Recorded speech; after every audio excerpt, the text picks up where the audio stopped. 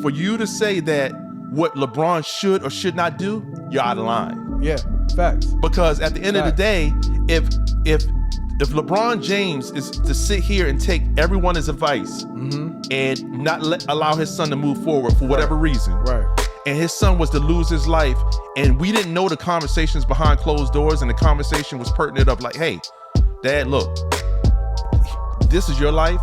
I want my own lane.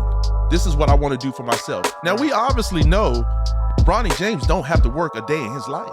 At all. His dad is a billionaire. Let's say it one more time. Billionaire with a double B. Plus.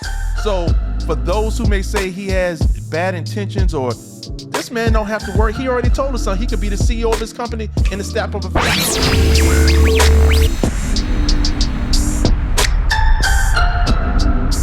Welcome to 80 or 80,000. I'm your host, Moses Newsom. And I'm your host, Big Stephen Lewis in the building. Welcome to the midweek drop, your official Wednesday warm-up before the main event, where we break down the hottest topics, the wildest takes, and those pressing thoughts that just can't wait. Let's get it. So the topic that everybody's talking about right now is StephenASmith. Yeah. LeBron James, Moses. It's a big thing, and we want to begin this podcast right now and just talk about fatherhood. Yeah. And just keep it simple, fatherhood. So everybody knows that the situation with Bronny James, everybody feels like he got into the NBA because of his father. Yeah. And because of that, we neglect the talent that Bronny James is, because you're not just getting into the NBA just off of your father. You got to have some type of talent. But regardless to say, it is true that, it didn't hurt that his dad is LeBron James. He's on the Lakers right now. Mm-hmm. And StephenASmith has had some harsh words over the last couple of months. It just didn't start. This is not something he just said. Right. But the biggest statement that he presented was the fact that he felt as though LeBron James should just stop and stop catering to the fact of letting him be on the Lakers and just keep him on the G League. And LeBron, he took a little bit of offense to it, and he checked him mid-game during the Laker game. What's your thoughts, Moses? What's your thoughts? So I got a lot that I feel about this. Let's start with StephenASmith first of all. Gotcha. Let's not take away anything from the man. He's been covering the NBA for a couple decades now. Decades, yes. And he just got a $100 million contract. Just got a $100 million contract. Right. I don't want to take anything from this man, but wrong is wrong. So let's rewind time back a little bit when Bronny James was on the court and went into a cardiac arrest. Right. I really want to delve into that situation. Right. So looking at it from that perspective, and I know that StephenASmith, one thing I will say is when he does commentate on the situation, he does pay homage and respect to what he went through and the pain and suffering that he went through. But on a caveat, when you look at a young man like Bronny James, he went into cardiac arrest. This boy almost lost his life. Absolutely. Do you understand what I'm saying? So you're looking at from a fatherhood perspective. And I know StephenASmith, the first thing he said was he felt like LeBron James was coming to him as a father, not a player. Right. Okay. Right. But that's not taking away the fact of what transpired. So you got a young man who wants to be in the NBA, who wants to have a flourishing career. He knows that his father is arguably one of the greatest basketball players of all time. Right. But his mind is set on being in NBA. Yeah. The problem I have, Stefano, is the fact that when we look at LeBron, when we look at what he's done for the NBA, and we look at this man almost losing his son, which means that it could have been a situation this man could have woke up and not been waking up to LeBron James at all. Facts. So the problem I have with the whole situation, I really want NBA world, I want all your commentators, I really want you to pay attention to what I'm about to say. We don't know what these gentlemen are having, the conversations they're having behind closed doors. We don't. We have zero insight. We don't have a camera. We don't have a mic. Right. We're not in the house. We're not one of the family members. We don't know what they're talking about and what they're discussing and what transpired, more importantly, at the point where this man almost lost his son's life. Yes. So what I'm saying to you is when you think about legacy and when you think about what LeBron James stands for and what he wants to accomplish, it doesn't matter if LeBron James want his son in the NBA for 20, 30 years or one day. That man has the right as a parent, as a father, to do respectively what his son wants to do. Now, looking at it in the mind of LeBron James, we don't know if this man was looking at it like, hey, I almost lost my son. Right. If my son's dream is to be in the NBA, whether I feel like he's ready or not, I almost lost my son. Facts. And at this point, I don't know if I'm going to be in the NBA 2 years, 3 years, 4 years, but I know one thing. I want to make sure if my son's dream is to be in the NBA, I'm going to do everything in my will and power. Not only I deserve it, but he deserves it because he's my son. Right. So I think we need to stop looking at stats. We need to stop looking at how he's playing or how he's not playing. Obviously, if somebody goes into cardiac wrecks, there's going to be some of level of where he has to get back to the playing level he was before. Mm-hmm. We don't know psychologically what went through Bronny James' mind when he almost lost his life. We don't know what kind of rehabilitation he had to do. We don't know what kind of counseling or therapy he had to go through. Right. But I would tell you this. I don't know many people who would have been able to go through what he went through and come back on top the way he's doing now. Yeah. I mean, that's true. That's true. And the other side of it is, and I'm just going to keep it 100, you know, we have to look at the fact of, like you were saying, we don't know what happens behind closed doors. Right. So when StephenASmith is making this comment, because I looked at LeBron's face, mm-hmm. and LeBron was basically, he wasn't checking him because of the journalism. Mm-hmm. He was checking him because he felt like, you are attacking my son who is still just new to the game. Right.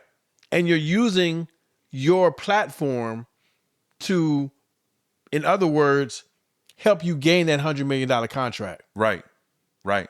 And I think what LeBron was saying was, listen, if you're going to come at somebody, come at me. Right. Alone. But don't mess with my son. Man. But so get my son out of it, man. So on the flip side, what Stephen A would say and what he would say to what we're saying, he would say, yes, I'm addressing not LeBron's son. I'm addressing LeBron, saying that he should have not put his son in a situation where he would be set up for failure. Right. That's what he's saying. Yeah. Right. Yeah. So from that aspect, if Stephen A, if that's what you're saying, and I've heard you say that, I would have to still side on the fact that you're wrong for that. Right. Because number one, he's a father. Yeah. And I know you mentioned that. Yes. That's his son. Yes. You or I have never experienced our son or someone who close to us lose their life in front of our eyes. Right. So for you to say that what LeBron should or should not do, you're out of line. Yeah. Facts. Because at the end of the day, if LeBron James is to sit here and take everyone's advice mm-hmm. and not allow his son to move forward for whatever reason, right? And his son was to lose his life, and we didn't know the conversations behind closed doors, and the conversation was pertinent of like, hey, Dad, look, this is your life. I want my own lane. This is what I want to do for myself. Now, we obviously know Bronny James don't have to work a day in his life. At all. His dad is a billionaire. Let's say it one more time. Billionaire with a double B. Plus. So for those who may say he has bad intentions or this man don't have to work, he already told us something. He could be the CEO of his company in the snap of a finger. Right. Bronny James wants to go out there and prove something to himself. To himself. And if that's what his son wants, and his son almost lost his life, who is you or I or anybody out there in NBA land or commentator land deserve the right to say anything otherwise? True. And let's address the elephant in the room. Let's just get it out there. So StephenASmith, like we just said, has been in the game for many, many years. Now, when Dr. Buss, and I'm the biggest Lakers fan in the world, but let's just address this situation. When Dr. Buss got ready to turn over the helm to Jeannie Buss, mm-hmm. no journalist had nothing to say. Nope. No journalist. StephenASmith said nothing. Yeah. When it came time for Dr. Buss to turn the ownership of the Lakers over to his daughter, right, who is a white woman. Yeah. No journalist had nothing to say. No journalist has nothing to say about her experience. No journalist had anything to say about if she was qualified. No journalist had anything to say about her being a woman. No journalist had said nothing about, the fact that her brothers were next in line and Dr. Buss gave it. No journalist had too much to say about that. It wasn't a big topic because I feel white people do it all the time. White people have ownership of dealerships, car dealerships, big corporations, and that's what they do. We talking about nepotism, y'all. They pass it down, and the problem with our community is a lot of times when we do the same, there's an issue or there's a problem. Right. And I feel Facts. if LeBron James was able to help his son become an NBA player and fulfill his dream, then wow. I mean, it is what it is. You know what I'm saying? It is what it is. Yeah. And when it comes down, let's keep it real. LeBron James he's not just thinking about 80 years. LeBron James is thinking about 80,000. 80,000. You know what I'm saying? That's the reason why LeBron, and it's no secret, LeBron will own the next NBA team in Vegas. It's already set up. Facts. He's already set up to own it. Facts. And when he owns it, he's going to set it up to where when he's ready to pass it down, he'll pass it down to Bronny James, and so on and so on and so on. So let's ease up on the fact that Bronny James is in the NBA because of his father. Because if I'm in the same position and I can put my son in the NBA, I'm doing it. Yeah. I can help my son be in it. I'm doing it. And Moses, I think you do the same thing. But let me switch gears a little bit, because I'm gonna break something down to y'all that's been kind of boiling here in my spirit about this whole situation. Right. I want you guys to really pay attention to fatherhood. And I want you to let's look at the NBA. Yeah. Okay. And let's look at let's go back 2 decades. Right. And if you go back 2 decades and you look at all the NBA players that's made multi-million-dollar deals, you've seen a lot of these guys get in trouble. Yeah. You've seen a lot of these guys going from women to women. Right. You see a lot of these guys sharing each other's women. And you see a lot of them not being able to handle the responsibility of being a millionaire. And they fumble their money all away. They're doing all their money away. Facts. Okay. So when you look at LeBron James and you look at this, number one, he came in the NBA at an incredibly young age. With the highest pressure in the world. The chosen one. He came in the game as King James. Absolutely. So the pressure of having his son around the same age, right? With that same pressure, and let me be clear, LeBron James has not been in the news. He's not, and rest his soul, Kobe Bryant. When we look at the things that Kobe's been through, which he's been able to overcome, right, when it comes to women and allegations, when we look at the things that, all these other players have been going through, with women and kids and not claiming kids and being with different women, we haven't seen that with LeBron James. Not at all. So, and if you want to even get deeper, we could take it outside the NBA. We can just go to fatherhood with just normal men. Mm-hmm. When you look at fatherhood, there's a lot of situations where you pull up and you see the men is not present. Right. Where you see the child's being raised by the mom, right, and the father's nowhere around. Right. Or the son is like, I ain't got a father, so this is giving me an excuse to go out there and do my thing, hustle, and just go down the wrong path. Right. But you got a man here who has been with the same woman, mm-hmm, who has taken care of his family, mm-hmm, who has been a role model for not only the public eye, but for his family. Absolutely. He has stood on ground. He has played basketball the right way. Right? Arguably, some people may say, oh, no, but he left Cleveland. This man has dedicated himself to his family, his career, and setting the tone for what a real man looks like taking care of his family. So if this man wants to be in the NBA 22 years at age 40, and he wants to set a legacy and set his son right, who cares if his son is ready or not? He deserved it. So when you look at nepotism, and I know Stephen A. talks about nepotism, right? You think about a CEO of a company. Who are you to tell a CEO of a company who built that company from the ground up that he can't make his son a CEO and executive of that company that he worked hard to build up? Yeah. Yeah. You have no right to do that. Right. You it's not your place to say whether Bronny James is qualified or not. That's his dad's place. Because guess what? You're not there behind closed doors when that man may be crying, thought he was going to lose his son. You're not there when they had to have the tough conversations with his wife and saying, this is a risk, but this is this man's dream. Yeah. You're not there at the dinner table where they got to have those tough conversations. As a matter of fact, I can say for a fact, you don't even know what they're talking about. Yeah. So if you don't know what they're talking about, you're not at their dinner table. You're not sitting down with them, breaking bread with them, understanding the psychological transformations and the trials and tribulations they're going through. You have no right to sit there and judge that man about the decisions that he's making for Bronny James. Yeah. This man, look, as a matter of fact, over the last 3 to 4 weeks, ain't nobody been saying nothing. Bronny James been scoring, averaging 22 to 30 points a game. Yeah. Ain't nobody saying nothing about that. Yeah. That's because it's in the G League, though. Oh, well, G League, but when he won't doing good in the G League, you still have problems with that. Right. So now that he's doing good, you ain't saying nothing. Until you go through a traumatic experience. Because, and here's what I'll say. As a black culture, we shy away from therapy. Mm-hmm. We shy away from mental health. Right. And we don't like to talk about those issues, but those issues are real.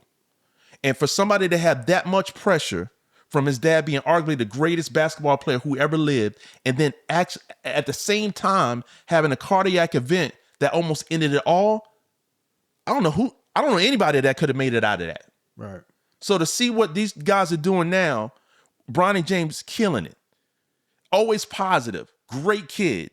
LeBron James, 40 years old, up and down the court like a 22-year-old.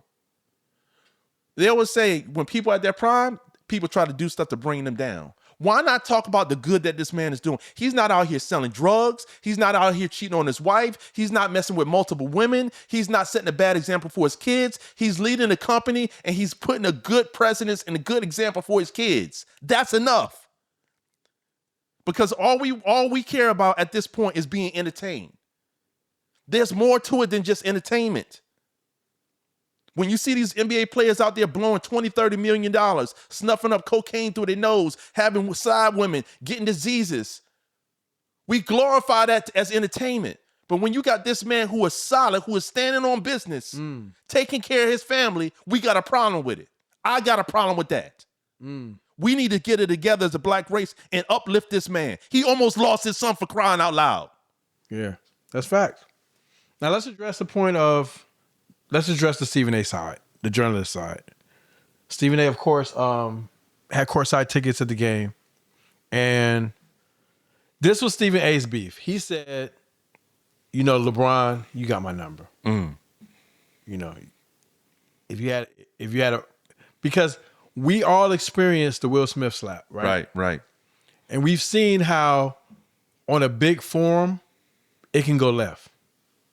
Big time. Yeah. So talk to me about how you feel.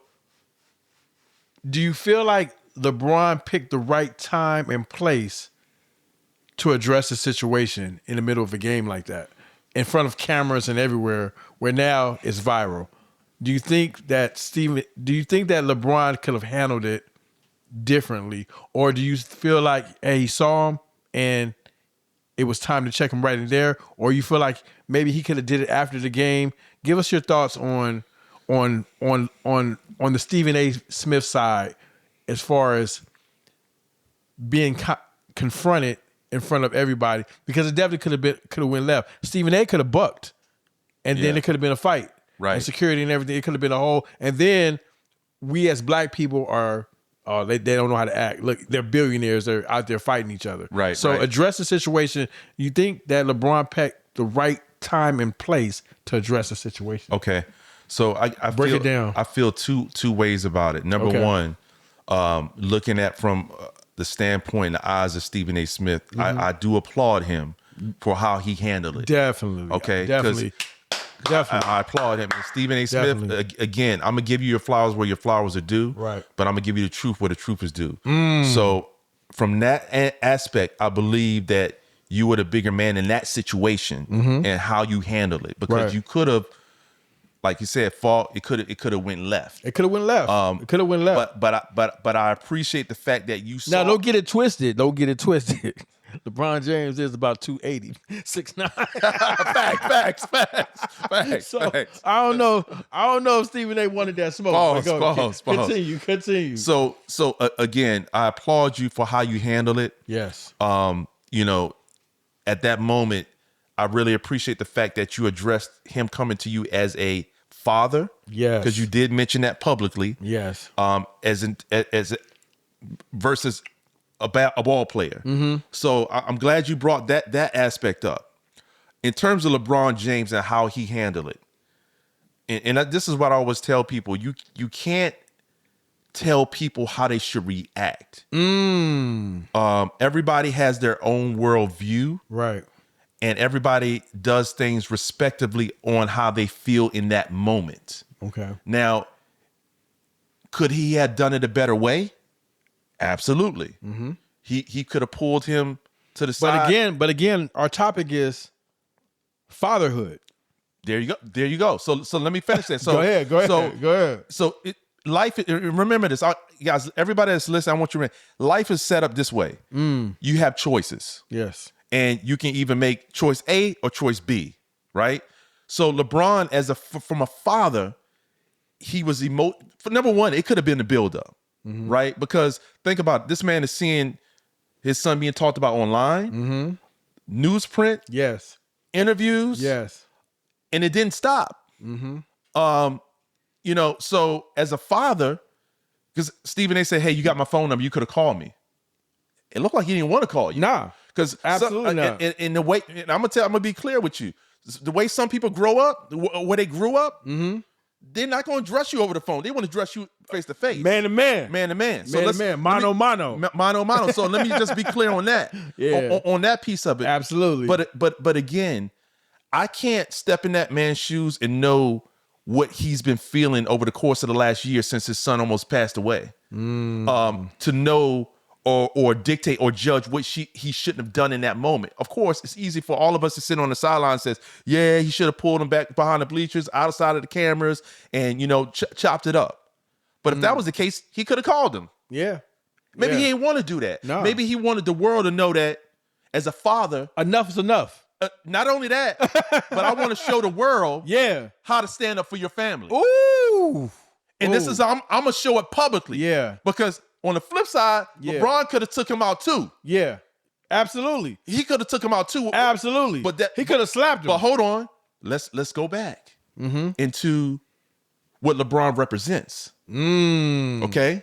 LeBron represents Black excellence when it comes to what a family man should look like. Talk about it. LeBron represents multi-million-dollar corporations Keep going. that build that brand we call LeBron James. The brand. So LeBron had a decision to make too, which I think he was carefully articulating himself in that moment, which was, I'm going to let the world know I'm standing up for my son, but I'm not going to jeopardize my legacy at the same time. Talk that mess. That's what we call... And he walked away cleanly. That's what we call balance. Absolutely. So there's no wrong, there's no right. Absolutely. There's what it is. It is Yes. what it is. And the way he handled it, he saved face for his family. Yes. He let the world know this what time it is. Yes. And at the end of the day, I got enough cash and chips to cash out and I'm good. Yeah. But at the end of the day, I still got to go home to my son. Yeah. And I love the fact that you brought up the situation where he almost lost him, because here's the deal, y'all. I'm a father and my son collapsed. I gotta make a tough decision. I gotta say, you know what, Bronny? We're good. You ain't gotta play basketball no more. And like you said, we don't know what's going on behind closed scenes. Closed doors. Yeah. Bronny could have said, "Man, no, Dad, man, it's my dream, man. I wanna keep playing." Yeah. And LeBron said, "Well, listen, you know what you're gonna deal with. Are you ready for it?" Right. And Bronny could have said, "Yes, I'm ready for it," but not like this. Right. Not So- like this. It's funny because, my son plays basketball.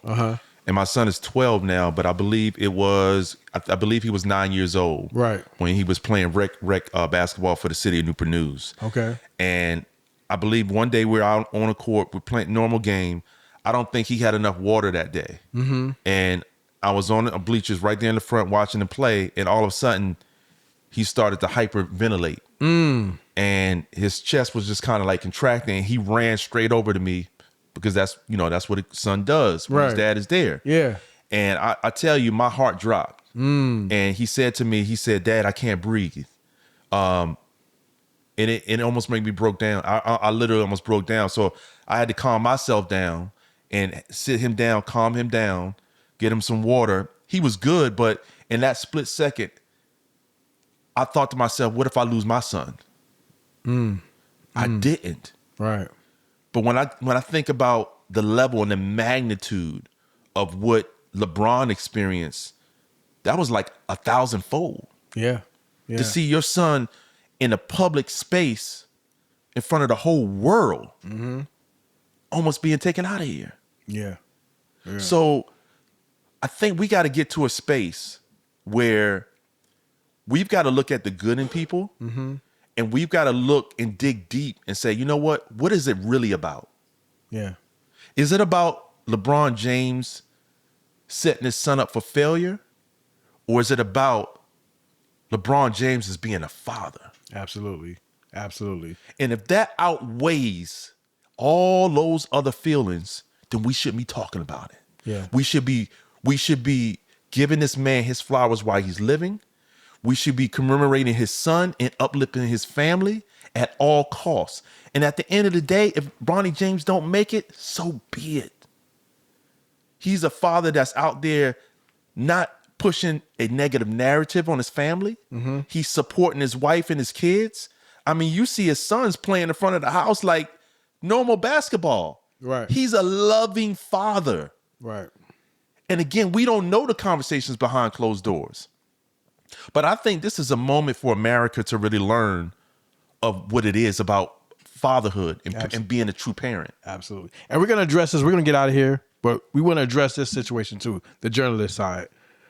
Moses, you and I, we have plenty of times where we can tear into our guests. Yeah. We got plenty of times where we know information that you guys don't know. Absolutely. Facts. And we got plenty of times where we can ask that question that can make our guests feel uncomfortable. And on the journalist side, the audience wants that. They want the garbage. They want the negativity. Right. They want the tea. They want the tea. Yeah. They want the tea.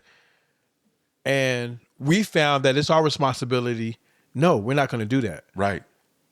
And I think it's on a journalist side, yes, be a journalist, but also let's be sensitive to family, fatherhood, and relationships.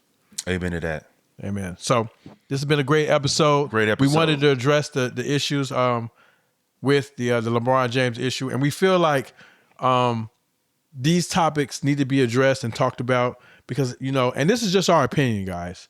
Everybody's got their opinion, but it's important for us to get this information out to let you guys know that as fathers, which we are, sometimes it's a time to let it go, and sometimes it's like, man, let me let this person know what it is, and I'm going to defend my child. Absolutely. All right. So prayers out to everybody that's going out. Prayers out. We got new episodes coming up this Thursday, 5 a.m. So let's have fun, and remember that if God be for you, then who could possibly be against you? And don't forget, subscribe, like, and share on our YouTube channel. Absolutely. Our Instagram channel. Absolutely. At 80,000. Coming at you. We live in effect. We're going to make it happen. Let's do it. Good night. Good night, y'all.